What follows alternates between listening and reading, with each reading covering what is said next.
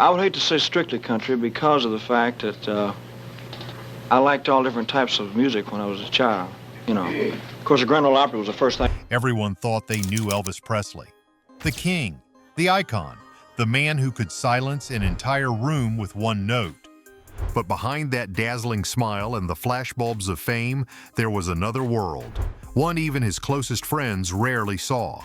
And now, for the first time, the photos reveal it. They weren't the staged portraits you've seen on posters or album covers. These were private snapshots, grainy, imperfect, and painfully honest. Elvis barefoot in the hallway at 3 a.m., head down, robe half-tied. Elvis sitting alone at the piano, one hand on the keys, the other clutching a glass of water that might have been something stronger. Elvis staring into the mirror, not with vanity, but with something closer to disbelief. Because even the king of rock and roll had moments when he didn't recognize himself anymore. Inside Graceland, he built rooms within rooms, sanctuaries behind closed doors where no cameras were allowed. The jungle room, the meditation garden, even a hidden recording setup near his bedroom, each space a reflection of his fractured peace. He could walk through those halls and feel like a stranger in his own kingdom. And those photos, the ones never meant to leave those walls, show the quiet truth of a man who had everything but rest. There was one picture in particular that shook even those who'd known him for decades. He's sitting on the floor, not the couch, surrounded by vinyl records. The smile is gone. His eyes aren't looking at the camera, they're somewhere else, lost, maybe chasing a version of himself that fame had taken away. For years, the world saw Elvis as unstoppable. But these photos whisper something different. They show the exhaustion behind the performances, the toll of trying to live up to his own legend. People thought Graceland was a palace, but for Elvis it was a shelter, and sometimes a prison. Friends later said he'd stay awake until sunrise, wandering the halls in silence. He'd flip through old photo albums, pause on one face, then close the book as if it hurt to remember. He once told a friend, "I built this place so no one could ever see me fall apart." But even walls as thick as Graceland's couldn't keep out loneliness. The unseen photos catch it all. The nervous tapping of his fingers, the forced laughter during late-night poker games, the half-written notes he left on the kitchen counter. One read simply, "I don't feel like myself anymore." No headline ever printed that. No reporter ever mentioned the way he'd disappear into his room and lock the door for hours. Because that wasn't the Elvis the world wanted to see. They wanted the jumpsuit, the swagger, the lightning. Not the man standing in a dark hallway wondering if the applause was worth the emptiness that followed it. Graceland was supposed to be his forever home, but it became a maze of memories. Every corner reminded him of someone who'd left, a promise broken, or a version of himself that had faded away. The jungle room wasn't just decorated in green, it was alive with ghosts. The dining room table, once set for laughter, often stayed empty. He surrounded himself with people, yet somehow he'd never been more alone. One of the photographers who developed those private images said something unforgettable. He said, "There were moments I felt I was trespassing, not on property, but on pain." Because these photos didn't just capture Elvis Presley, they captured a man trying to hold together two worlds, the one the public adored and the one he barely survived living in. And maybe that's why these photos stayed hidden for so long. They weren't secrets, they were confessions, little fragments of truth tucked away where fame couldn't reach. The dark circles beneath his eyes, the slight slump of his shoulders, the way he looked at the door as if waiting for someone who'd never come back. Those were the real portraits of the king. People say Graceland is frozen in time, but it isn't. Time kept moving for everyone except Elvis. And the photos prove it. They show a man surrounded by everything he ever wanted, yet searching for something he could never buy: peace. Because when you strip away the music, the money, and the myth, what remains is just a man sitting alone in a room, staring at his own reflection. And realizing the hardest part of being Elvis Presley was finding himself again. And somewhere between those shutter clicks, the truth slipped through the cracks. The truth that even at home, Elvis wasn't truly home anymore. You can tell a man's truth by who he lets see him when the music stops. And for Elvis Presley, that truth lived behind closed doors, inside the quiet corners of Graceland, where only a handful of people were ever allowed to stay after midnight. his father Vernon, his wife Priscilla, his baby girl Lisa Marie, and the few men he trusted enough to call family, even when they weren't. They were the ones who saw the king not as a legend, but as a man trying to hold himself together. In those never-before-seen photos, you can feel it. The intimacy, the strange calm, the weight of everything left unsaid. There's one image where Elvis is sitting at the piano with little Lisa Marie on his lap. She's smiling, reaching for the keys. But Elvis isn't looking at her. He's staring into space, his mind clearly somewhere else. The contrast hurts, because that's what these photos reveal most: love surrounded by distance. Priscilla, too, appears in many of those pictures. Always perfectly composed, always camera ready, but if you look closer, her smile feels rehearsed. By then, she and Elvis were two people trapped in the same dream, each playing a part they no longer believed in. Friends said their conversations had become rehearsed, too. Short, polite, careful. Like two actors reading lines they didn't write, one of them recalled. At night, when everyone else was asleep, Elvis would call a few trusted friends from the Memphis Mafia to come sit with him. They'd play cards, talk about old days, or just listen to gospel records until dawn. But even those who knew him best said it felt like he was somewhere else, like they were keeping him company, but not reaching him.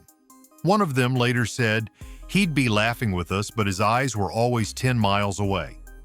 Those unseen photos capture that perfectly. Laughter on the surface, loneliness underneath, the contradiction that defined his final years.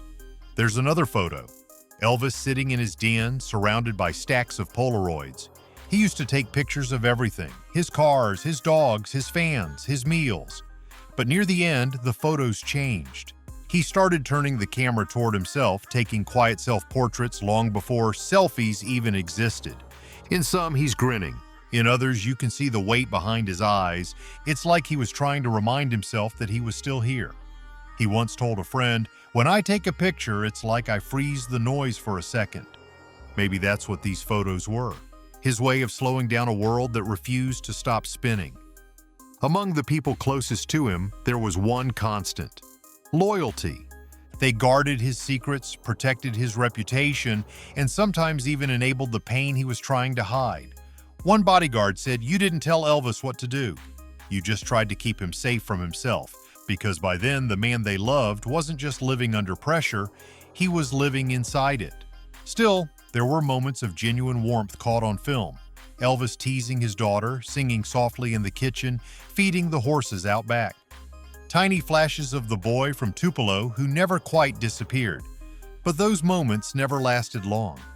The next photo might show him slumped in a chair, sunglasses still on indoors, as if hiding from his own reflection.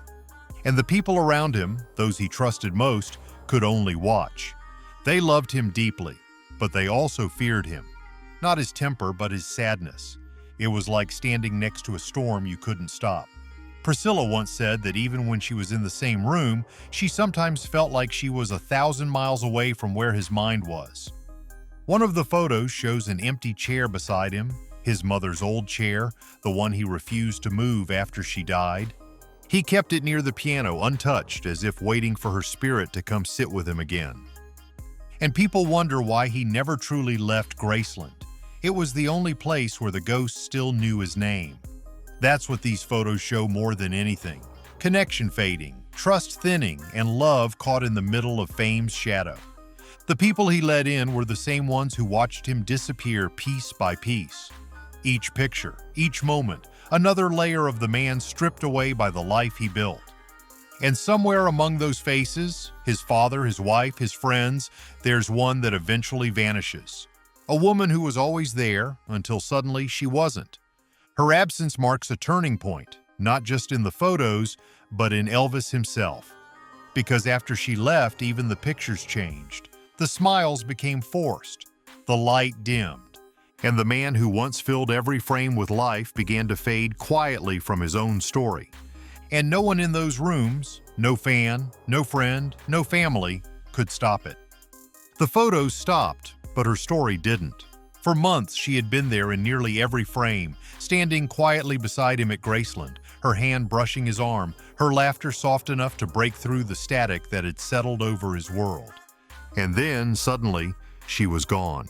Her name was whispered around the estate like a secret. Not a movie star, not a singer, just someone who reminded Elvis what peace felt like for a while.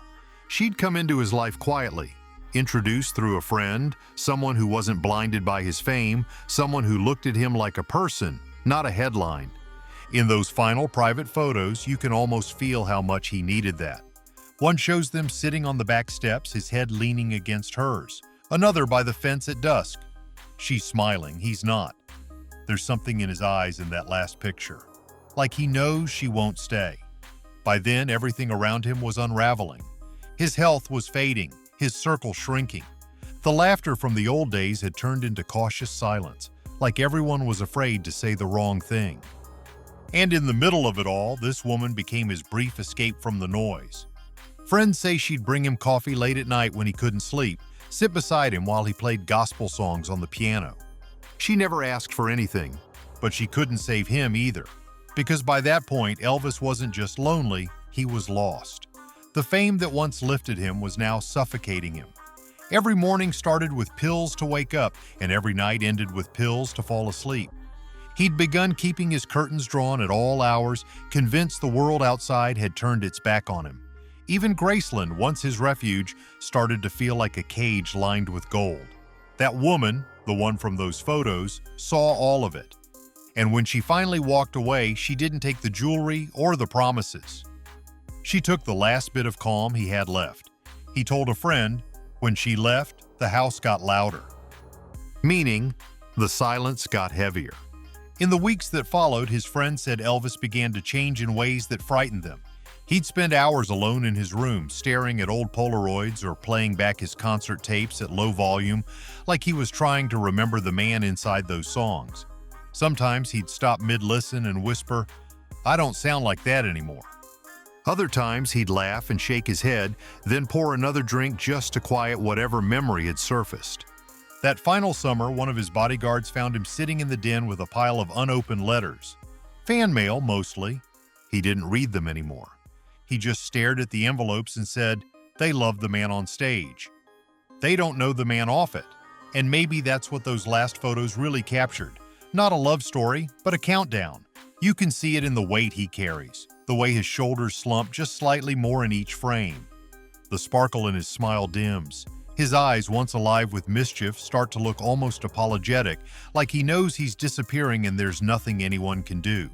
The woman who disappeared became the line between the man he was and the ghost he became.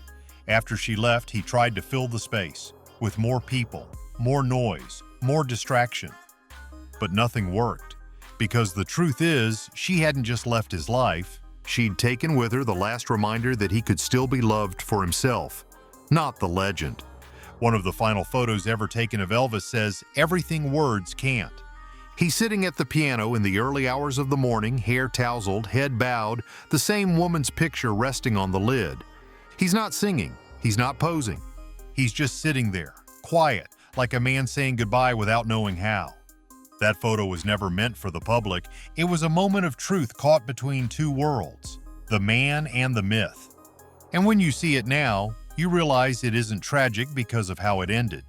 It's tragic because of how much he still wanted to hold on. Those photos weren't souvenirs, they were confessions. Proof that even in his last months, Elvis Presley wasn't chasing fame anymore. He was chasing peace.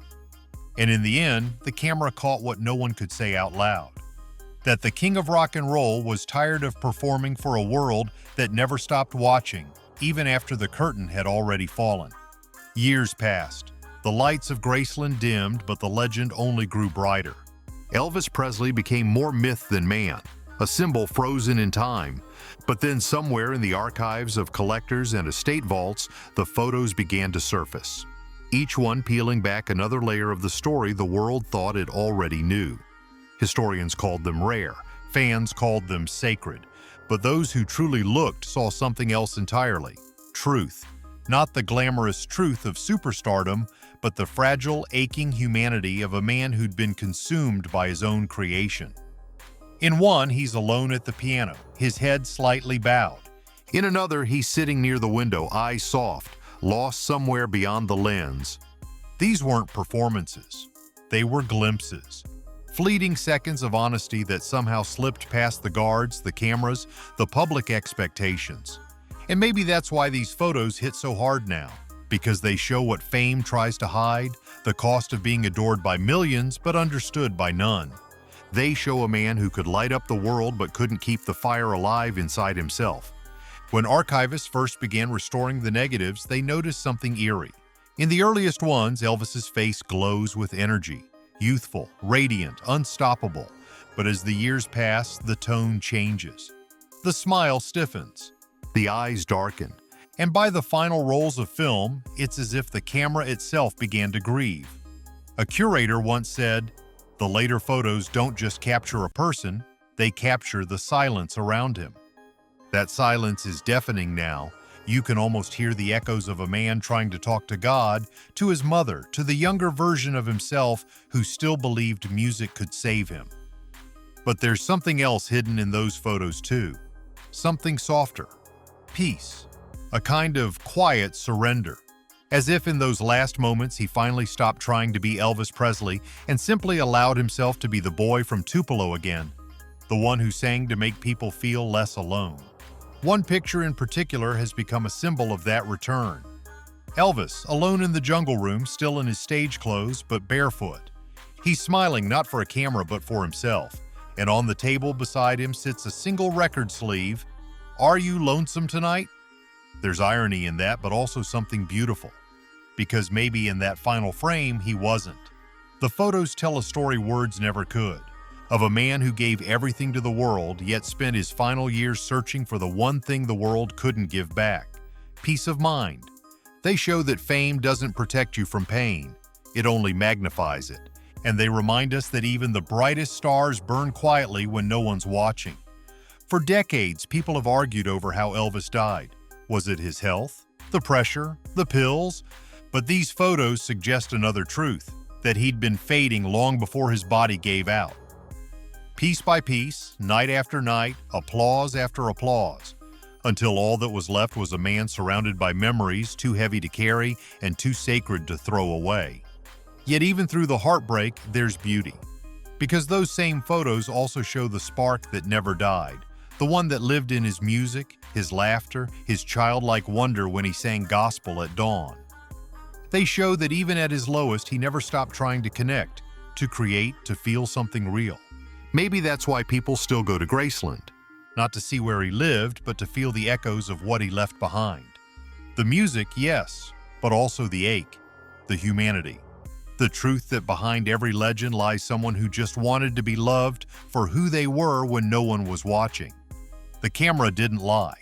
It simply waited for him to stop pretending. And in that stillness, it caught something eternal. Not the king of rock and roll, but the man who never stopped searching for home. Maybe Elvis never wanted the world to see these photos, but maybe deep down, he knew one day we would need to. Because through them, we remember not just how he lived or how he died, but why he mattered. He mattered because he was real. And because even in his silence, he still found a way to sing. If these unseen moments touched you, remember, every legend carries a story the world never hears. Elvis's truth was captured not in his fame, but in his silence. Subscribe now, because next time we're revealing the secrets Graceland still keeps locked away, where the king's final whispers are waiting to be heard.